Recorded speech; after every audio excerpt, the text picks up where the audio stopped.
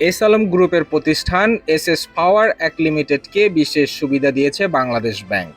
S Alam ঋণখেলাপি হওয়ার S S power এক লিমিটেডের আমদানি ঋণপত্র বা এলসি খোলার ক্ষেত্রে যে আইনি জটিলতা তৈরি হয়েছিল তা নিরসনে শতভাগ মার্জিনের ভিত্তিতে কাঁচামাল আমদানির এলসি খোলার অনুমতি দেওয়া হয়েছে।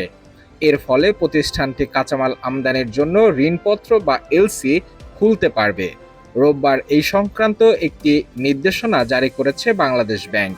এতে বলা হয়েছে ২০২৭ সালের ৩১ ডিসেম্বর পর্যন্ত ব্যাংক কোম্পানি আইনের ২৭ ক ক ৩ ধারার বিধানে এস এস পাওয়ার এক লিমিটেডের ক্ষেত্রে কার্যকর হবে না। ফলে প্রতিষ্ঠানটি রূপালী ব্যাংকের মাধ্যমে শতভাগ মার্জিন জমা দিয়ে শুধু কাঁচামাল আমদানির জন্য এলসি খুলতে পারবে।